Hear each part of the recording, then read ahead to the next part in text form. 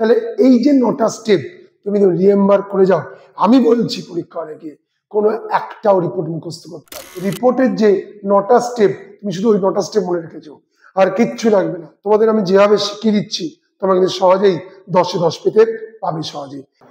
Hello students, আমি তোমার tutor sir আবার সামনে তোমাদের সাথে চলে এসেছি তোমাদের ইংরেজি সমস্যার সমাধান নিয়ে। তা যেহেতু তোমাদের 5 তারিখে ইংলিশ পরীক্ষা, আমি বলেছিলাম যে এই যে ইংলিশ পরীক্ষাতে একটু ভয় থেকে যায়, তা আমরা ওই পরীক্ষাতে যে 10 মার্কস আমাদের ইংলিশটা আমাদের লিখতে হয়, রাইটিং স্কিল লিখতে হয়, সেই রাইটিং স্কিল লিখতে গিয়ে অনেক সময় একটুখানি ভয় কাজ করে। সেটা এনভায়রনমেন্ট ডে হতে পারে, অ্যানুয়াল ফাংশন হতে পারে, ট্রি প্ল্যান্টেশন ডে হতে পারে। টোটাল 9টা স্টেপ তোমার মনে রাখবে, কোনো মুখস্থ করার কিচ্ছু নেই। 9টা স্টেপ শুধু যদি মনে রাখতে পারি, তোমাদের আমি যেভাবে শিখিয়ে দিচ্ছি তোমরা কিন্তু সহজেই 10-এ 10 পেতে পাবে সহজেই। এবং দেখো কত সহজ উপায় এই 10 মার্কসের রিপোর্টটা লেখা যায়। এবং দেখা যায় প্রতি বছর এটা রিপোর্ট দেখির ওপর এটা অনুষ্ঠান ভিত্তিক, সেটা এনভায়রনমেন্ট ডে হতে পারে, অ্যানুয়াল ফাংশন হতে পারে, ট্রি প্ল্যান্টেশন ডে হতে পারে, ক্লিনিং ডে হতে পারে, একটা ভিন্ন ভিত্তিতে দেয়। তা আমরা যেটা সবচেয়ে মুহূর্তে গুরুত্বপূর্ণ গ্লোবাল ওয়ার্মিং, তা আমাদের গাছ লাগানোর খুব প্রয়োজন, এবং যার ফলে কিন্তু আমাদের এই ট্রি প্ল্যান্টেশন নিয়ে একটা কিন্তু রিপোর্ট আসার সম্ভাবনা রয়েছে। তা তোমরা যে কোনো অনুষ্ঠান আমি যা শিখিয়ে দিচ্ছি, তোমরা কিভাবে যে কোনো অনুষ্ঠান তোমরা লিখতে পাবে তার একটা স্টেপ আমি শিখিয়ে দিচ্ছি, তোমরা স্টেপটা ফলো করো, দেখো না লিখতে পারো কিনা, এবং কমেন্ট করে জানাবে। কিন্তু যদি পরীক্ষা আসে স্যার আপনার পদ্ধতিতে কিন্তু আমরা সহজেই রিপোর্টটা লিখে এসেছি। টোটাল 9টা স্টেপ তোমার মনে রাখবে, কোনো মুখস্থ করার কিচ্ছু নেই। 9টা স্টেপ শুধু যদি মনে রাখতে পারি, তাহলে কিন্তু রিপোর্টটা যা পয়েন্ট দেবে আমরা নিজেরা বানিয়ে বানিয়ে লিখে চলে আসবো। তোমায় দেখো আমি আগে দেখাচ্ছি যে ওই 9টা পয়েন্ট তোমরা কে মনে রাখবে, তারপর ওই 9টা পয়েন্টের ভিত্তিতে আমি একটা রিপোর্ট দেবো, স্ক্রিনে ফুটবে, এবং ওই 9টা পয়েন্টকে ভিত্তি করে আমরা কিভাবে রিপোর্টটা লিখবো তা পরপর আমি বলবো, আর স্ক্রিনে ফুটে উঠবে।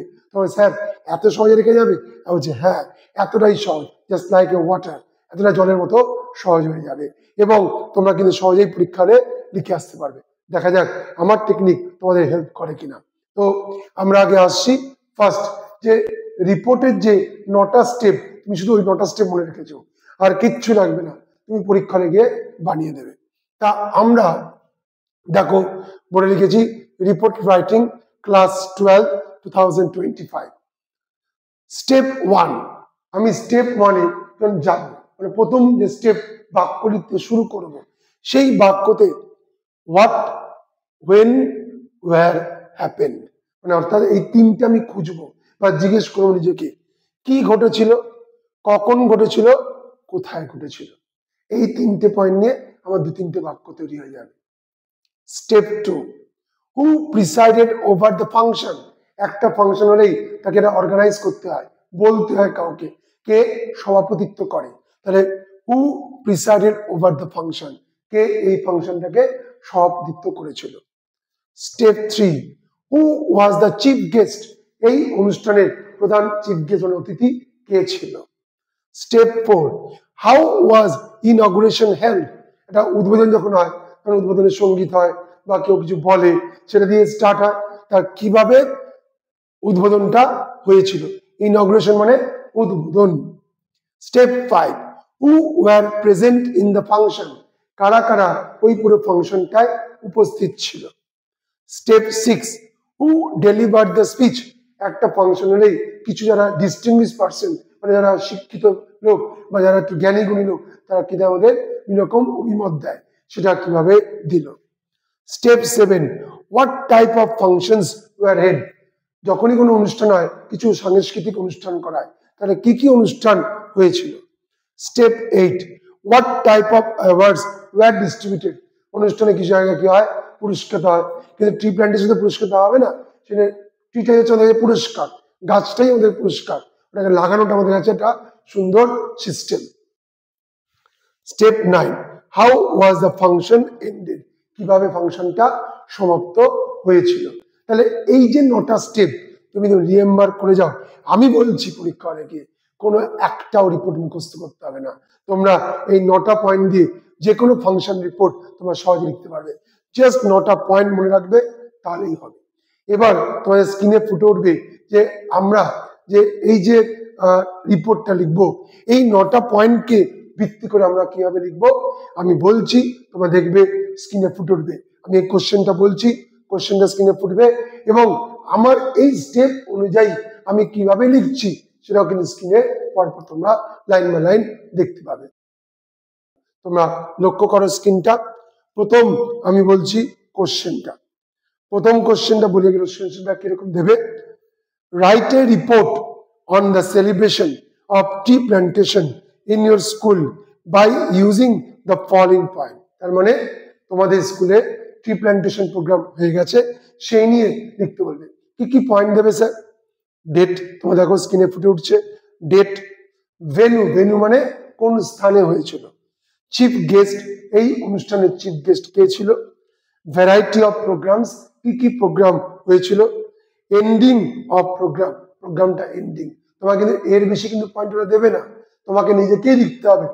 তার জন্য এই 9টা পয়েন্ট তোমাকে হেল্প করবে কি করতে, লিখতে। তো দেখো আমরা প্রথমে নাম দেব। সবসময় যখনই নাম লেখা হয় সবসময় কি হয়, ক্যাপিটাল লেটারে, পুরোটাই কি দেবে, ক্যাপিটালে।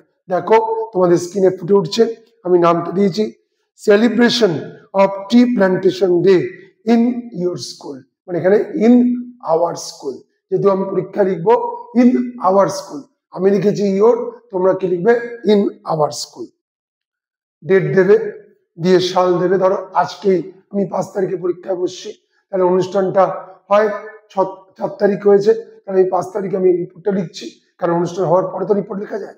তাহলে আমি কি লিখবো, 4th March, 2025। লাইক আমি এখানে দিয়েছি জুন 17, 2024, যখন আমাদের অনুষ্ঠান হয়েছিল আমি লিখেছিলাম, সেই জন্য তোমরা পরীক্ষার সঙ্গে এই ডেটটা লিখবে না, তোমরা পরীক্ষা ঠিক আগের দিনের ডেটটা লিখছো। আমি দেখো প্রথম কি বলেছিলাম, হোয়াট, ওয়েন, ওয়্যার, হ্যাপেন, এই 3টে দিয়ে কি বাক্য লেখা যায়।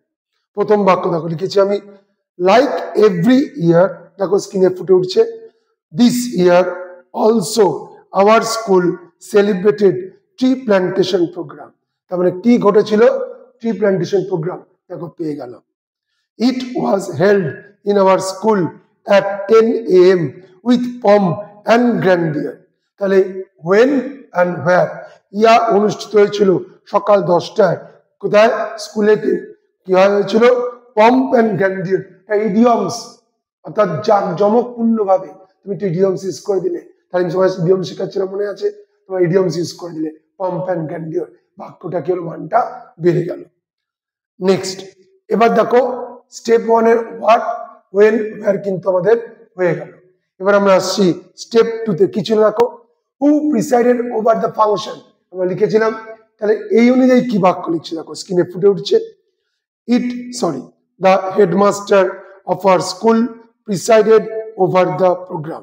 আমাদের স্কুলের প্রধান শিক্ষক এই অনুষ্ঠানটাকে কি করেছিল, সভাপতিত্ব করেছিল। দেখো step 3, who was the chief guest, দেখো স্ক্রিনে ফুটে উঠছে, the chief guest of the program was the president of our school।